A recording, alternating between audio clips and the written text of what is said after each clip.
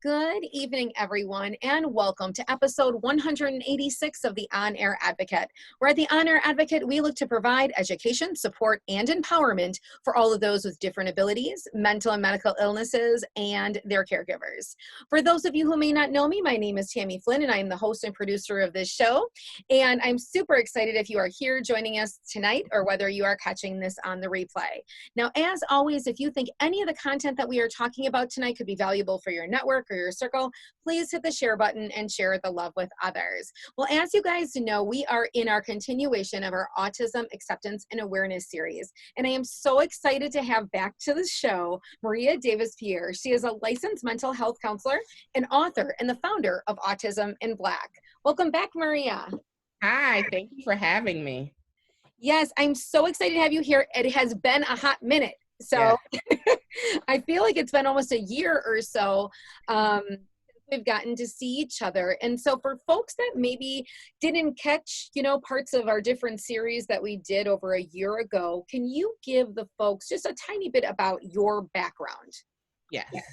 So like you said, I'm a licensed mental health counselor in Florida and New Jersey, actually.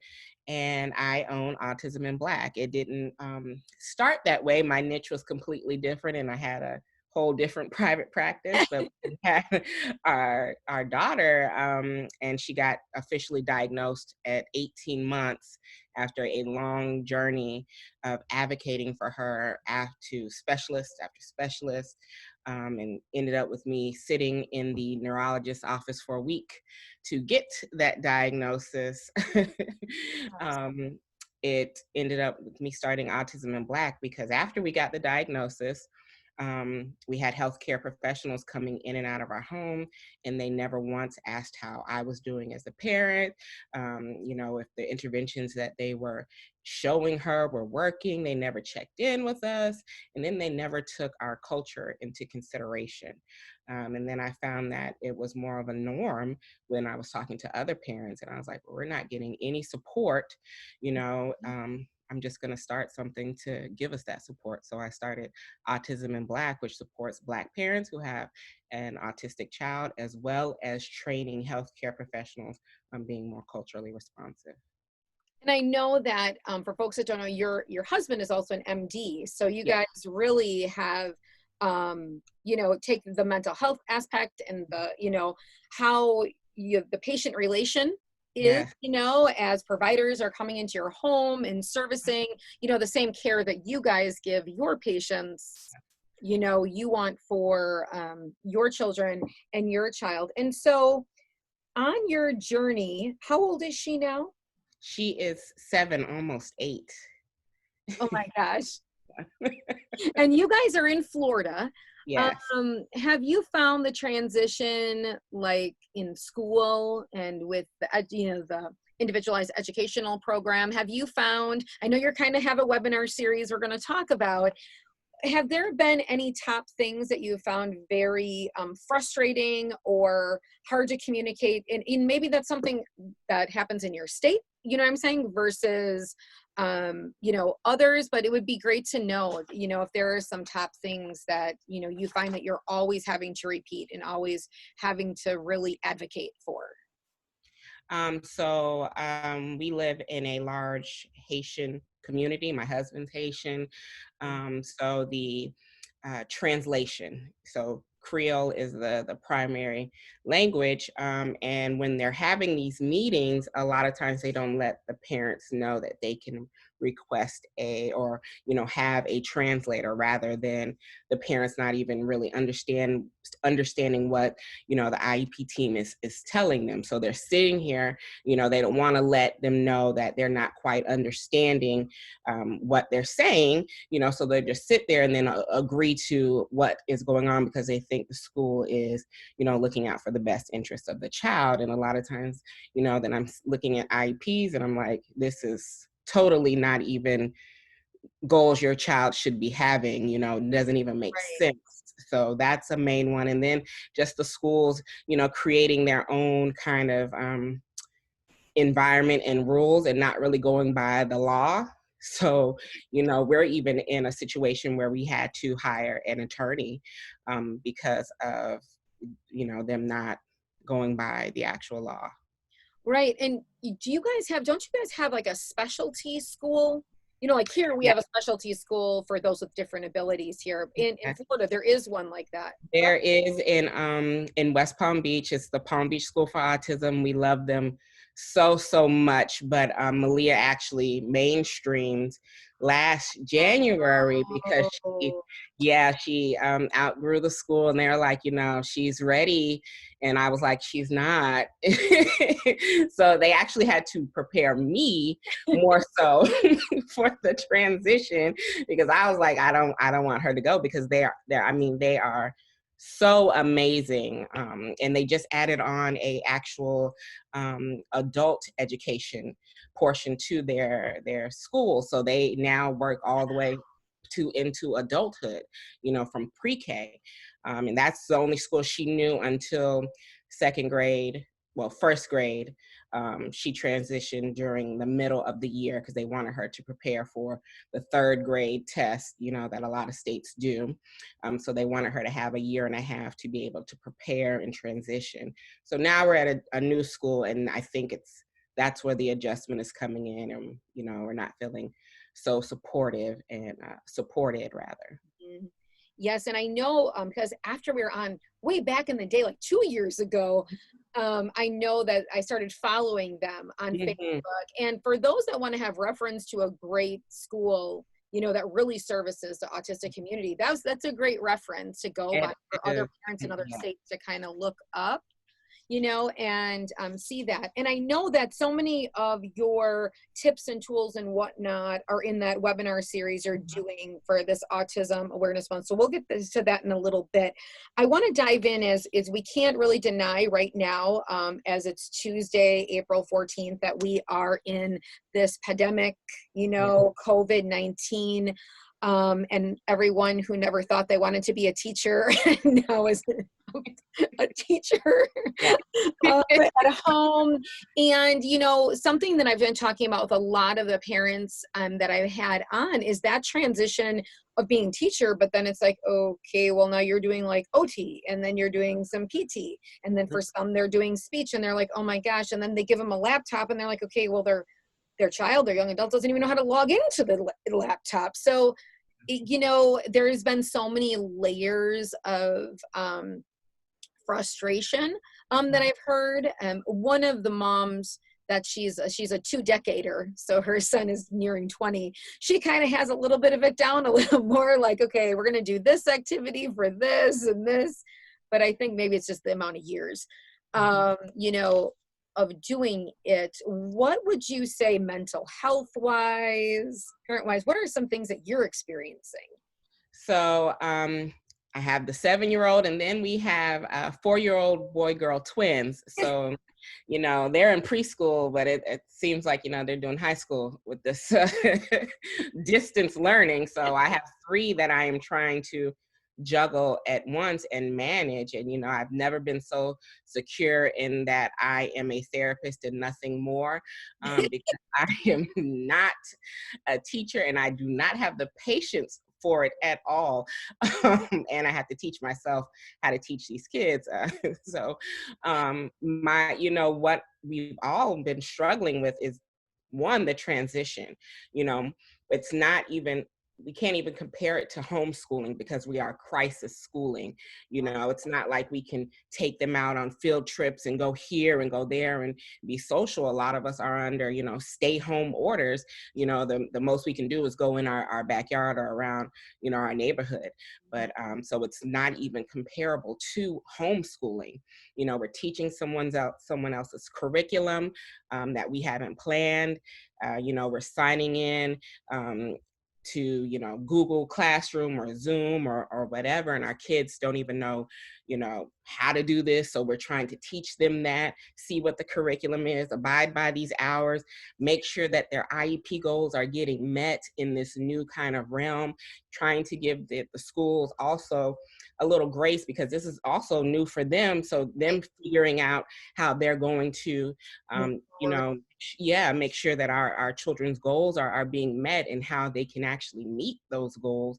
So it's a lot of transition for everybody. So it's a lot of giving yourself grace and knowing that I'm not going to be the same teacher that she's getting when she's going to her school. I'm just not. I can't even, put that kind of pressure on myself, because it is a lot of pressure to be like, okay, now I have to teach and make sure they're meeting IEP goals. And if they don't pass, it's on me as the parent, so that's a lot of pressure that we're putting on ourselves. And we have to give ourselves grace and know our limits, so a lot of times I just been in communication with the school to let them know that, hey, my husband is a doctor, so he's gone to the hospital. I'm a therapist, so I'm also an essential worker, and I have people I have to continue to see. And then I have 3 kids that I have to try to manage, at once. So give me some grace to figure out how our schedule works, so making sure the communication is there and giving yourself that grace is the most important thing. Yeah, I think there is so much of that needed, right now. And I've seen parents, coming out, and it's great that they're talking about it. Like, I am really frustrated, or I am sad, Mhm. because, at the same time, as parents, we're not trying to show our children fear, but there's a lot of, I don't know if you found yourself staying up at night, like can't Yeah. sleep, like what is going on? Mhm. Because we don't really have a grasp on how we're going to come out of this. We Exa know that if we continue to move our feet, and the most positive actions we can will serve for the best outcomes, but what will that outcome be? Exactly. It's a you it's know it's a lot of anxiety, and anxiety what stems from things that are out of our control, so that's what we're having a lot of. I mean, who's not having anxiety over if they're going to have enough toilet paper? Like, that's just the, the main thing right now. Do we have enough toilet paper? Why is there no toilet paper in the store? That to stand in this line for a long time, and I'm out here giving out sheets to these children. You have 2 sheets for this, and you could have 3 sheets for this, and it's anxiety ridden. But the fact is, we can't control if the stores are going to have it, if we're going to be able to get it, and that's the difficult part, because we know we need it, right? So, that's where the anxiety comes from, of things that are so out of our control. I'm staying in my house, but my neighbor's not staying in their house. They're having a party, they're doing this. That's out of our control. We can't control what they do. We can only control what we do. So it's so much out of our control that we've never had to deal with. Everybody's anxious. Your children are, going through this transition just like we are, and they don't know what's going on, especially those who have disabilities. And they're like, well, this is not what I'm used to. And, those who struggle with the transition, and we're trying to give them the answers, when in fact, it's okay that we don't have the answers. And we can say, hey, I don't have the answer right now, but if I get it, then we can talk about it. So, but I can validate your emotions, your feelings that you're feeling right now, the frustration, the stress, the overwhelming, the sadness. I can validate those, but I may not have the answers. Well, and I know for, so many kiddos in the autistic community, on the spectrum, or, sometimes that's batted up against having anxiety disorders of Mhm. different kinds. This is very hard. Like, my son thrives off of consistency. Mhm. Consistency, charts, it written down, the same routine day after day after day. When anything is out of that, it's like, what's going on? And so, do you have anything that you would recommend? Maybe one thing, because I know in your series you'll probably answer other things, but you have one tool that you guys love that you use at home, to kind of lower that and to stay consistent, like with your daughter? Mhm. So it's based on something that actually lessens her anxiety. So for our daughter, she is, of course, autistic, and she also has anxiety, diagnosed anxiety. So for her, she loves her school, and it's hard for her to not be able to go and see her friends. And when she gets on, the Google Classroom calls, she loves seeing her friends, but it's a trigger for her as well, because then she's sad and upset that she can't be around them. So for her calming, strategies include some stimming, Mhm. so she'll, like to shake her hands, Right. flap her hands or spin in circles, things that calm her down. So I allow her to do those because we have the space for her to do those things, for her to calm herself down. So if they have a coping strategy, whether it be iPad, they have a lovey that they enjoy and like, that helps them bring them down, then let them do that, because of course, if we're feeling anxious and we need to do something to bring ourselves down, they need that as well. And if they're heightened, you can't, and you're heightened, nothing's productive is going to happen. So help them bring it down. Great tools and ideas. All right. I had a whole list for you tonight. It was like you had so much going on. And I know to kind of, that's for the kiddos, but I know you talk a lot about self-care for us. And you have a journal, a book, yes, on self-care. And can you share a little bit about that with us? Not only the book, what the book kind of contains, but, your thoughts on self-care. So I have the self-care affirmation journal, and it contains 52 affirmations that you can use in a weekly format that will get you through the year, or a daily format, that will get you through like a month and a half, almost 2 months. So you use that as a tool to help you create a self-care routine, because like a lot of us, we see self-care being so glamorized, when we're looking at social media. People are like, I'm on the beach, I'm having my drink and I'm enjoying that, and this is my self-care. And while that is a form of self-care, that's not reality for a lot of us. Right. And the thing with me is teaching you that self-care happens mentally, physically, and spiritually. If I'm going on this trip and just blocking out what's happening, when I come home, all that stuff is still there and I haven't dealt with it. So, what happens? So it's about creating a self-care routine. And the thing I hear the most from parents who are caregivers is, we don't have the time. What is self-care? And it's a fact that you should be, doing some type of self-care. Whether for me, it's 5 minutes waking up early, 5 minutes staying up late to watch mindless TV, taking a bubble bath, sleeping in, Right. anything that is a tool to help you calm yourself, that is a form of self-care. Setting boundaries, telling people no, that is self-care. A lot of times we don't do that.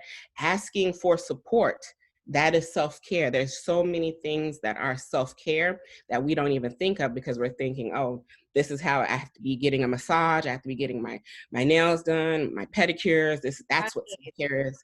Yes, and even though that is self-care, there's other things that you can do right in your home that are free. Reading a book, timeouts. I love timeouts. I put myself in timeout all the time. I tell my husband, tag, you're it. I'm going in timeout. I tell my kids, mommy's taking a timeout, mommy's going to timeout. And I take that time to get myself back so I can be, the parent that I need to be for them, because if I'm escalated and overwhelmed, then I'm not going to be able to execute and be a good parent. So those are some of the tools and the tricks that, I teach you in the book. Love it. And where is that book available? It's available on my site. So you can go to autisminblack.org/self-care book, or you can go to Amazon and just type in self-care affirmation journal. Okay. And we'll type that below in the comments and stuff when we wrap up. And now I know on the horizon, new book coming, and I'm so excited because I feel like a year ago we talked about this, that it was coming, but there was no name, there was no anything. And so what snidbit of info can you give us on it? So the book is coming. It's finished, but with the pandemic that we're going through, the actual printing of the book is what is the holdup right now. So the book is called Autism in Black, Including the Excluded. It's a parent's tool that talks about not only my journey as a Black parent who has a child who is autistic, but tips and tools to help you through your journey as well. We start at the beginning of my journey to where I am presently to where it goes into adulthood. So we go through all of those things that we have to transition to puberty. We talk about advocating at the school, talking to my Black family about autism, which is extremely difficult for a lot of us. And we've Because of covered that. If you go back to some of our episodes in the past, we talked a lot about that, yeah, how that can bring up so many barriers and feelings of inadequacy, like you're not doing something right. so many things that is a chapter in itself. And I've created tools just based off of that chapter that will be some special upgrades as well, to go along with the book. But we just cover all of those things and what it means for me as a parent and how I have to adjust my parenting based on my child now being autistic, because I can't parent how I was taught generationally, so Right. it's different. So that's what the book covers. I want to see the cover of the book, so I'm going to have to stay tuned until Friday, right? Yes. People will get to see the cover of it on Friday. And then you have this fabulous webinar series that is out right now. What's left? Because I know we're mid-month now. So what's kind of left in the series? And is there a way for people to watch if you did previous, what I'm saying? Can they, is it on your website, or So, can they watch yeah. other episodes? So the first webinar is actually tomorrow, if you're watching this. So it's the 15th. Okay. And you still have time to register. You can go to autismandblack.org/April webinar and you're able to register. The live components of each webinar, because we're doing this for 4 weeks, for the next 4 weeks, is free. So the live component is free. You can register, you can go there for free, but the replay is paid. So I think it's like, don't quote me on it, 20 something dollars, and you can get the workbook and the replay.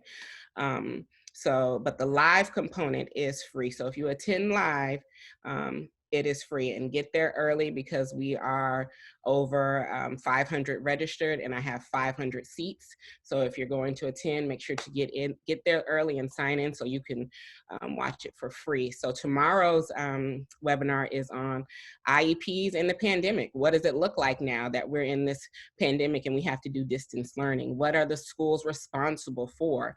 What can I be doing at home to help my child meet these goals? So we're covering all of that. Then the next one is self-care for the parent and the caregiver, because we are going through it right now. Yeah. We are going through it and we don't know what we should be doing. So Right. it's a little mental health workshop for us. Then we're talking about parent training for social skills, because that is one of the main things that our children aren't getting right now, and a lot of times they are in social skills groups, and that they're not getting that right now. So we're going to talk about parent training and what you can do at home for the social skills aspect. And then the last webinar is on anxiety. Our kids are feeling anxious. We're feeling anxious. So how do we deal with the anxiety? What does that look like in my child who is autistic? Because it looks differently. What does it look like in a person who is Black? Because it looks differently as well. It presents differently for us. So what does that look like? And then what does, anxiety in general look like? So how do we know what the signs are? How do I know if that's what I'm experiencing? And what can I do now to cope with it? And what are the things I shouldn't be doing to cope with it? Because there's a lot of things you shouldn't be doing when you have anxiety, because it makes it, of course, worse. I just love that. I mean, you're hitting all of the markers, so that's fabulous. And we'll drop the link below. Obviously, people have to register to be on the webinar, so it's not going to be streamed on Facebook or anything like this. This will be just within the webinar platform that they sign up for. Correct. I use Webinar Jam, so you'll be going through to the webinar classroom through that. It's going to be the same link for the entire month. So it's autismandblack.org/April webinar. In each Wednesday evening, it switches over to the next webinar, so you can make sure to sign up. Okay. That is awesome. Well, I am super, super excited. about all of these things, from the books to the webinar courses to all of that. And I thank you so much for spending almost the last hour with us again and sharing. If somebody wants to get a hold of you, you know, has personal, just, you know, questions, you know, specific to their child, specific to mental health, what is the best place for them to find you? You know, would it be to be reaching out to you on Facebook? Would it be to be going to your website and do a contact page? What would be the best way there? My website, which is www.autismandblack.org, because it contains my email. There's a contact page, and then there's also an appointment page that you can just go directly to and sign up for an appointment if that's, you know, the route you want to go ahead and take. Of course, I'm on social media. I'm most active on Facebook and Instagram. My Instagram is Autism in Black, and my Facebook is Autism in BLK. So those are the places that you can, you know, reach out to me. Wonderful. Well, we will drop all of those below, as well as the webinar series. And I'll try to do a reminder each week, you know what I'm saying, to bring it up and stuff on our page, because it's such a valuable resource, and especially, you know, during this time and you offering it for free. I think every parent should be on there, you know, taking advantage. And it's not just for Black parents, you know, any parent whose child has an IEP, and it's not just for children with IEPs that have the categorization of autism. You know, this is IEPs that are, you know, whether, you know, any of the 13 categories that your child has, it's for that, because the basis of it all applies to anybody with an IEP. Right. So don't feel like you're not welcome. You can come and join and get these tips. Yes. And I, you know, I love that you brought that up, just because sometimes with the title, if somebody is wondering, but, you know, I can say from not only being a friend and having you on and getting to know over the last 2 years, you just have so much information to give. And that's even just for the mental health of the parent. You know, I mean, it's great info, you know, and feedback to utilize, and you're always there to respond and to answer back. And so I would highly encourage anybody to hop on those. So with that, is there any last things that you would like to share with the parents before we log off for the night? Sure. Give yourself grace during this time. You know, we are in a time that we have never even experienced, a lot of us. So make sure to give yourself time. You know, there's no such thing as a perfect parent. We're going to make mistakes, and those mistakes are okay. We will get through them. We will learn from them, and we will continue to move forward. It's just going to be differently now. So make sure to give yourself that grace. Thank you so much, Maria, as always. And if you guys want to know any more about the services that the On Air Advocate has, head on over to onairadvocate.com. All of our services and resources are there. If you want to join our private group, head up to the top of this Facebook page, hit the blue button, and that will let you in. And I feel like I still have quarantine brain. Like I feel like that with everything I do, don't you? Like, yeah. This whole week, actually for the last 3 weeks, is like everything I say, I'm like, not sure. I'm like, that's what we're going to call it. It's like hashtag quarantine brain for the things that happen. So with that, everybody have a fabulous evening and stay home and stay safe. Thanks so much. Bye, Maria. Bye.